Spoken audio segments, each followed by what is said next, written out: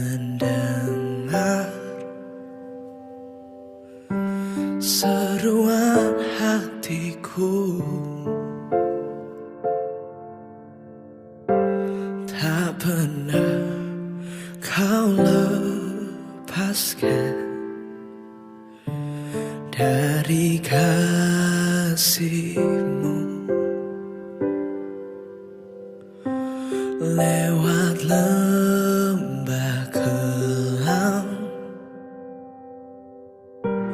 kau temani aku, rohmu bekerja selalu untuk kebaikanku.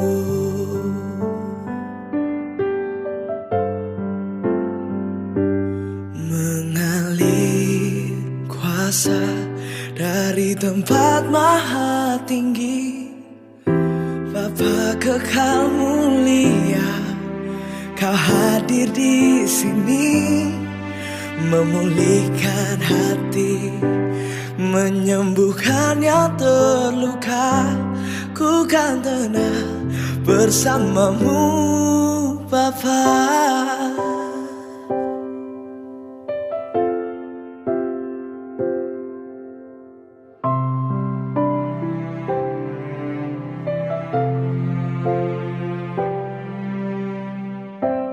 Lewat lembah kelam kau temani aku, rohmu bekerja selalu untuk kebaikanku.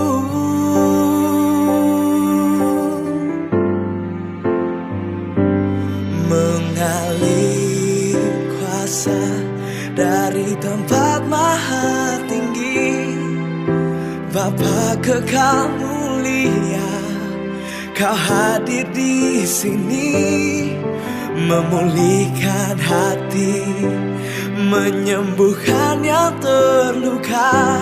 Ku kan tenang bersamamu, Bapa.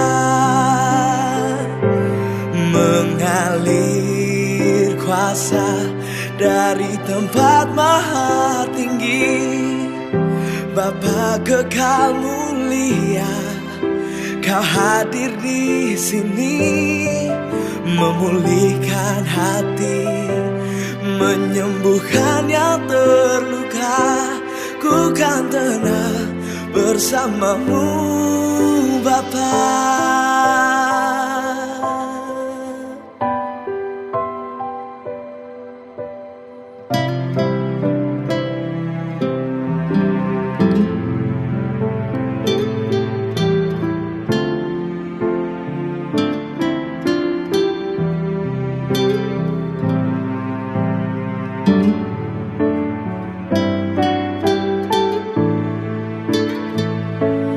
Mengalir kuasa dari tempat maha tinggi, Bapa kekal mulia, kau hadir di sini, memulihkan hati, menyembuhkan yang terluka.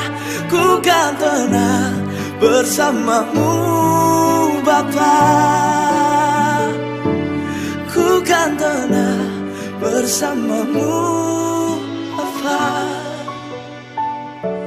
Ku kan tenang bersamamu, Bapa.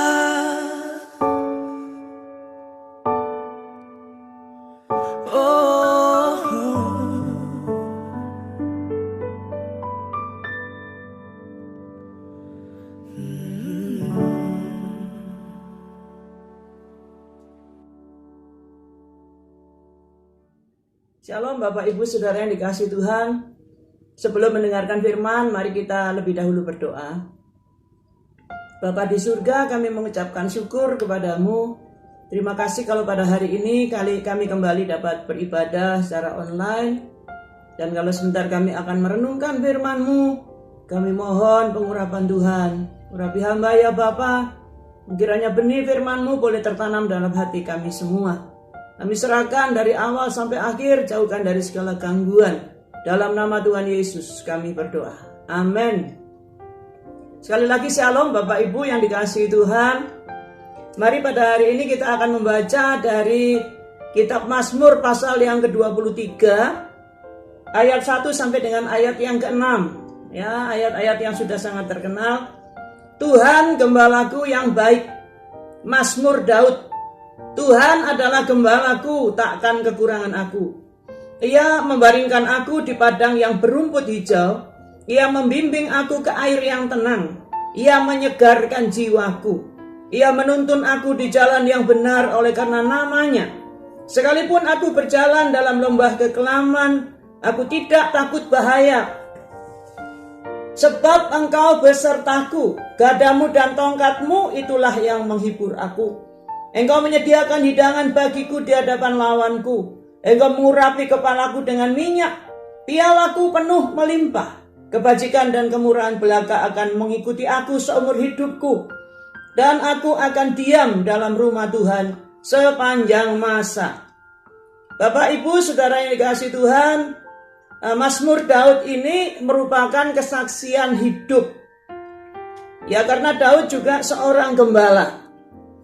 Dia biasa mengembalakan kambing domba ayahnya yang 2-3 ekor ya.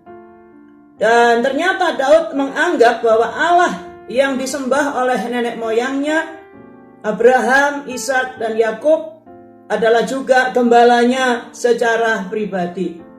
Dan ini pengalaman Daud dengan Tuhan sebagai gembalanya. Maka Daud mengatakan, takkan kekurangan aku.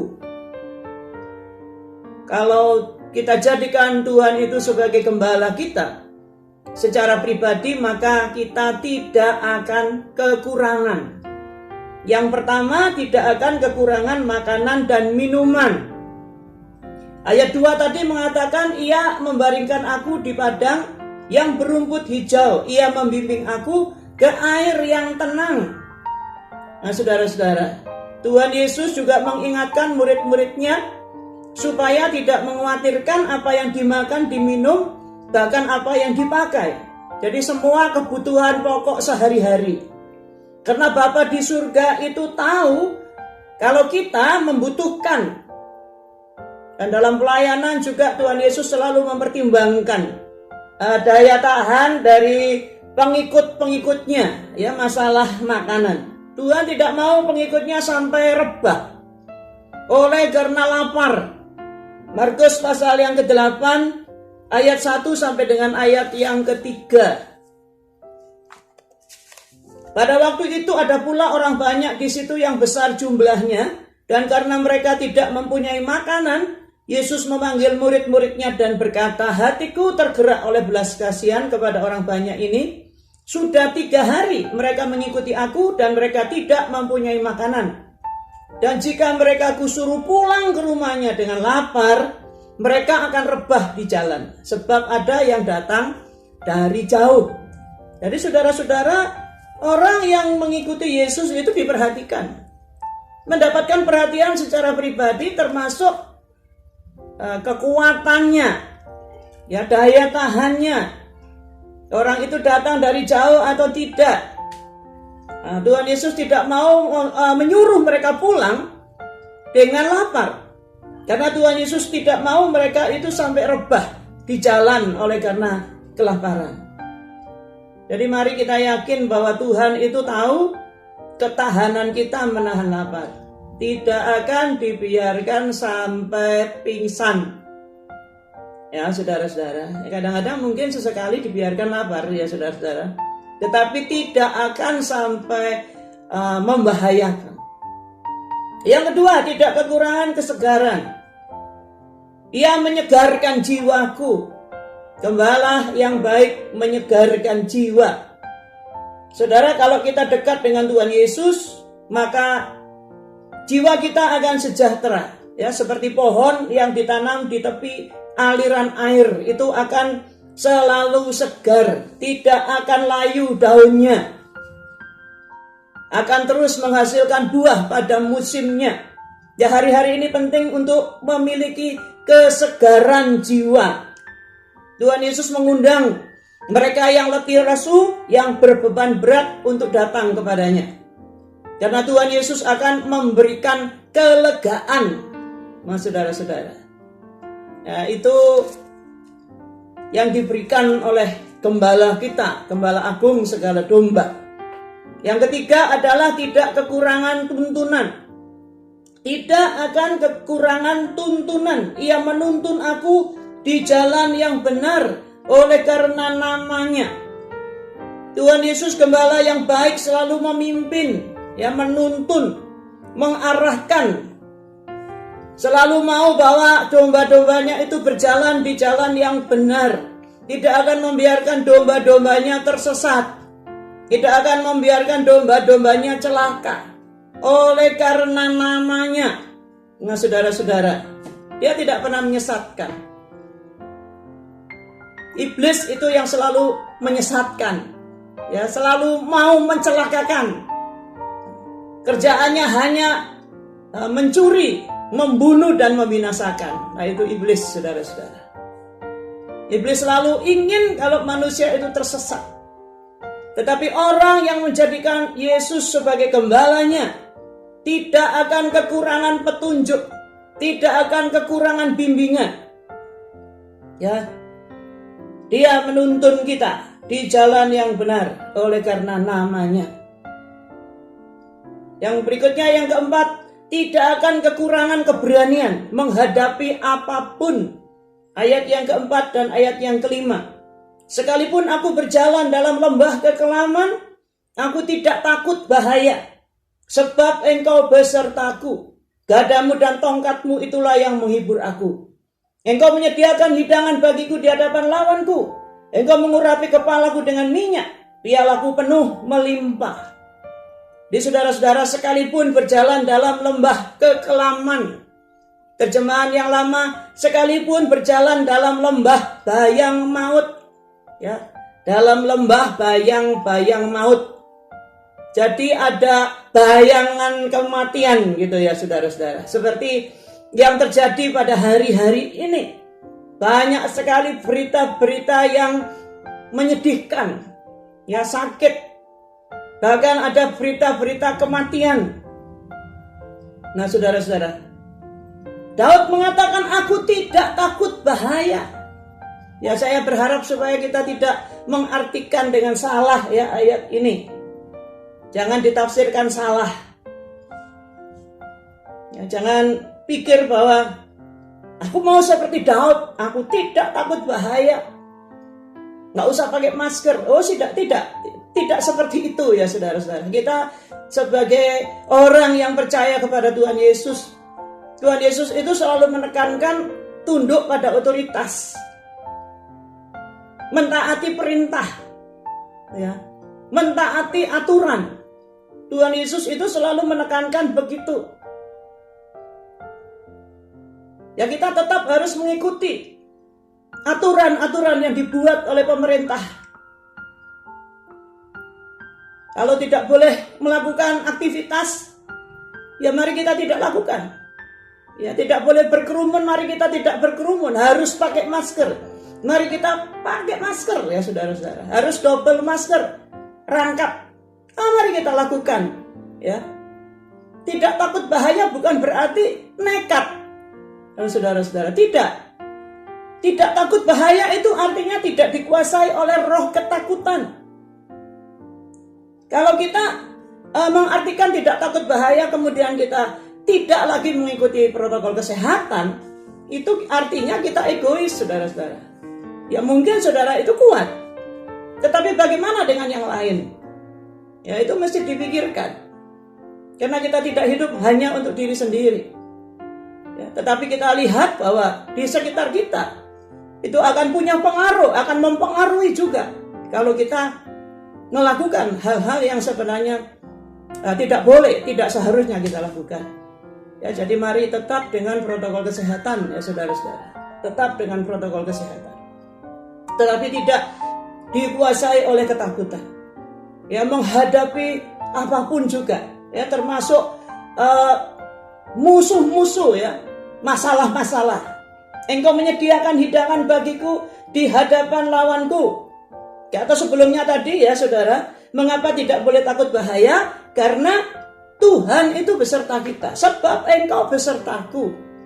Jadi penyertaan ini tidak hanya pada zaman perjanjian lama, tetapi Tuhan Yesus juga mengatakan kepada murid-muridnya bahwa aku menyertai kamu senantiasa sampai kepada akhir zaman. Kemudian gadamu dan tongkatmu itulah yang menghibur aku. Ya, seorang gembala itu punya gada dan punya tongkat. Gada itu untuk senjata. Ya, jadi kalau ada singa atau beruang itu yang mau mengganggu domba-domba yang digembalakan, akan diusir, ya, akan dihalau dengan gadah itu. Ya, Daud punya itu saudara, senjata itu. Yang tongkat itu untuk mengarahkan, untuk membimbing, untuk menuntun, dan juga untuk menarik domba-domba itu dekat kepada sang gembala. Gembala selalu menyertai kita. Ya, Tuhan selalu menyertai kita. Gadamu dan tongkatmu yang menjadi penghiburan bagiku. Dan selanjutnya yang tadi saya bacakan ya, engkau menyediakan hidangan bagiku di hadapan lawanku. Tetap masih bisa makan gitu ya saudara-saudara. Meskipun ada masalah, meskipun ada persoalan. Ya, kepada yang terlanjur terpapar ya, tolong tetap saja makan gitu ya saudara-saudara. Meskipun mungkin kehilangan rasa, ya tetap saja berusaha untuk makan. Anggaplah bahwa ini disediakan oleh Tuhan untuk saudara nikmati gitu, supaya saudara cepat pulih. Engkau mengurapi kepalaku. Daud memang sudah diurapi Tuhan. Dia menjadi seorang raja. Tuhan sudah memilih dia. Dan oleh karena pilihan itu, maka pialaku penuh melimpah. Tidak kehilangan sukacita, tidak kehilangan damai sejahtera. Saudara-saudara. Dan saya percaya bahwa kalau kita sudah menjadi orang yang percaya, kita adalah orang yang dipanggil dan dipilih oleh Tuhan, piala kita akan penuh melimpah. Tetap ada sukacita ya saudara, dalam kondisi bagaimanapun juga. Berikutnya, yang kelima, tidak akan kekurangan kebajikan dan kemurahan. Kebajikan dan kemurahan belaka akan mengikuti aku seumur hidupku. Ya, kesaksiannya seperti ini ya saudara, kebajikan dan kemurahan belaka. Nah, ini bukan tanpa masalah kalau seperti ini, karena di atasnya kan kita sudah baca tentang sekalipun berjalan dalam lembah kekelaman, ada juga musuh yang harus dihadapi. Ya, tetapi tetap Daud itu berkesimpulan bahwa kebajikan dan kemurahan Tuhan itu selalu mengikuti dia. Bahkan sebenarnya kalau menurut ayat yang ke-6 ini, yang diingat oleh Daud adalah kebajikan dan kemurahan Tuhan saja. Ingatan kepada segala kebaikan Tuhan, ingatan kepada segala kemurahan Tuhan, itu sebenarnya membuat hati kita itu senantiasa penuh dengan ucapan syukur. Ya, jadi jangan ingat masalah saudara-saudara, tapi ingatlah kebajikan dan kemurahan Tuhan. Nah, itu yang dialami oleh Daud. Jadi artinya sekalipun ada masalah, sekalipun ada persoalan, dia tetap percaya bahwa selalu ada jalan, selalu ada pertolongan, selalu ada kebajikan dan kemurahan Tuhan. Selalu ada kejutan-kejutan yang menyenangkan, yang datangnya dari Tuhan. Ya, kejutan yang tidak terduga di saat-saat sulit. Mari kita yakin akan hal itu. Dan yang terakhir, yang ke-6, dan aku akan diam dalam rumah Tuhan sepanjang masa. Tidak akan kekurangan pengharapan untuk hidup selama-lamanya, saudara-saudara. Sepanjang masa. Kalau sakit dan kemudian parah, itu di saat-saat yang terakhir itu biasanya dokter yang menangani akan mengatakan, ya sudah tidak ada harapan. Ya, tidak ada harapan. Atau harapannya tipis. Atau ya kami akan tetap berusaha. Ya saudara-saudara. Tetapi percayalah bahwa di dalam Yesus Kristus itu selalu ada pengharapan. Bahkan sampai pada detik-detik terakhir. Pada saat hembusan nafas yang terakhir. Nah saudara-saudara. Masih ada harapan. Ya mengapa demikian? Karena bagi orang yang percaya, kematian itu suatu kebahagiaan. Bagiku hidup adalah Kristus, kata Rasul Paulus, tetapi mati adalah keuntungan. Ya kita sih tidak berharap ya saudara-saudara. Saya selalu berdoa supaya semua jemaat dalam keadaan baik-baik dan sehat-sehat. Kalau toh keserempet COVID, akan segera pulih, segera sembuh. Ya itu yang menjadi doa saya. Dan tentu doa kita semua, ya saudara-saudara. Kita terus berdoa pada hari-hari ini. Mohon kekuatan dari Tuhan, mohon perlindungan. Kalau ada yang terpapar, mohon kesembuhan. Itu yang kita doakan. Namun saudara-saudara, seandainya toh Tuhan menghendaki lain, saya katakan bahwa tetap ada pengharapan. Ya tetap ada pengharapan. Sebab dituliskan di dalam kitab Wahyu, ya Wahyu pasal yang pertama, ayat yang ke-18. Kita baca ayat 17 dulu ya. Wahyu 1 ayat 17 dan ayat 18.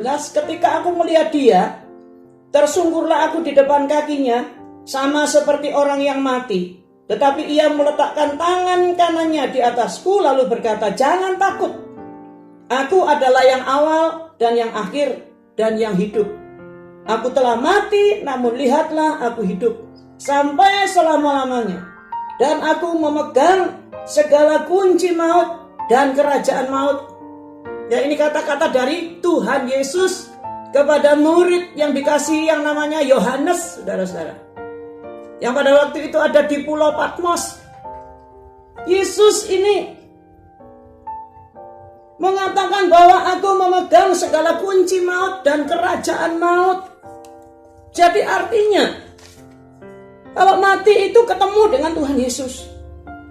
Ya, kalau mati itu ada kemungkinan untuk kemudian kita akan dibangkitkan kembali untuk hidup selama-lamanya. Ya saya katakan ada kemungkinan karena yang akan dibangkitkan untuk hidup selama-lamanya adalah mereka yang percaya, yang taat, dan yang setia. Ya kita berharap kita dibangkitkan nanti. Nah saudara yang dikasihi Tuhan, makanya jadikan Tuhan Yesus sebagai gembala kita secara pribadi. Domba-domba harus selalu dekat dan taat pada gembala agung segala domba. Maka semua yang dituliskan oleh Daud ini juga menjadi bagian kita. Tidak akan kekurangan. Ya Tuhan Yesus memberkati saudara-saudara semua. Ya mari kita berdoa. Bapa di surga, terima kasih atas jaminan keselamatan kekal di dalam Tuhan Yesus Kristus Putra Tunggal-Mu. Terima kasih buat segala janji-janji-Mu, karena janji-Mu selalu ya dan amin. Tuhan pasti akan menggenapi. Hamba tetap mohon kiranya Engkau melindungi segenap sidang jemaat. Engkau melindungi semua ya Tuhan, keluarga, para tetangga, bahkan seluruh negeri ini dalam perlindungan Tuhan. Engkau lindungi Bapak Presiden Jokowi, Wakil Presiden, juga para menteri, semua aparatur pemerintah ya Tuhan. Tuhan juga melindungi ya Tuhan tenaga kesehatan. Engkau tolong berikan kekuatan kepada mereka, supaya tidak banyak lagi korban yang berjatuhan Tuhan. Dan Engkau lalukan kiranya pandemi ini Bapa, mohon belas kasihan dan kemurahan Tuhan. Terima kasih Tuhan, biarlah kami selalu dekat, melekat kepada Engkau, Gembala Agung segala domba. Karena di sana kami mendapatkan ketenangan, di sana kami mendapatkan keselamatan. Dan Tuhan, hanya Engkau saja satu-satunya pengharapan bagi dunia ini. Terima kasih Bapa, terima kasih. Sekarang Engkau memberkati kami semua yang mendengarkan acara ini. Saudara yang dikasihi Tuhan, kasih karunia dari Tuhan Yesus Kristus dan kasih Allah serta persekutuan Roh Kudus menyertai kita semua mulai saat ini sampai selama-lamanya. Di dalam nama Tuhan Yesus kami berdoa dan mengucapkan syukur. Amin. Shalom saudara-saudara semua.